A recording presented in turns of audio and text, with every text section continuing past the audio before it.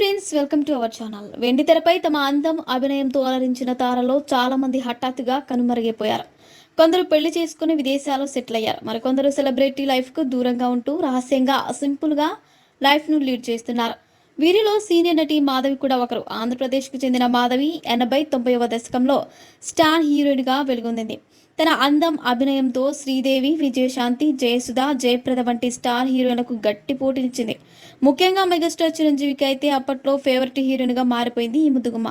వీరి కాంబినేషన్లో ఇంట్లో రామయ్య, వీధిలో కృష్ణయ్య, చట్టంతో పోరాటం, మరణ శాసనం, రోషగాడు, కోతల రాయుడు, దొంగమొగుడు, కుక్క కాటుకు చెప్పు దెబ్బ, బిగ్ బాస్ వంటి సూపర్ హిట్ సినిమాలు వచ్చాయి. ఇక ఖైదీ సినిమాలో రగులుతోంది మొగలు పద పాటకు మెగాస్టార్తో పోటీ పడి మరీ డ్యాన్స్ చేసింది మాధవి.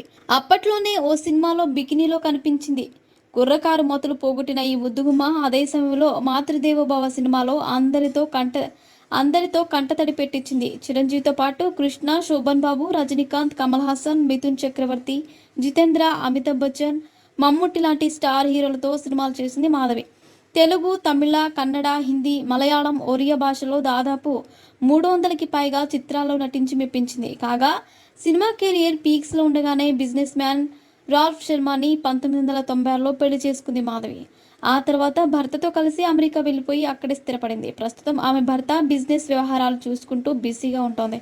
ఇకపోతే మాధవికి ముత్యాలంటే 3 ఆడపిల్లలున్నారు. సోషల్ మీడియాలోనూ ఫుల్ యాక్టివ్గా ఉండే మాధవి అప్పుడప్పుడు తమ కూతుర్ల ఫోటోలను అందులో షేర్ చేస్తుంటారు. పెద్ద కూతురు పేరు టిఫానీ, రెండో కూతురు ప్రిసిల్లా, ఇక మూడో కూతురు పేరు ఎవలిన్. తనలాగే తన 3 పిల్లలకు భరతనాట్యంలో శిక్షణ ఇప్పించింది మాధవి. ఇక అందం విషయానికి వస్తే ఈ 3 కూతుర్లు అమ్మను మించిపోయారు. అయితే వీరు సినిమాల్లోకి వచ్చే ఉద్దేశం లేదని తెలుస్తుంది. ఎందుకంటే వీరు చదువుకుంటూనే వ్యాపార రంగంలో కొనసాగుతున్నారు. మరిన్ని ఇంట్రెస్టింగ్ అప్డేట్స్ కోసం మా ఛానల్ని సబ్స్క్రైబ్ చేసుకోండి.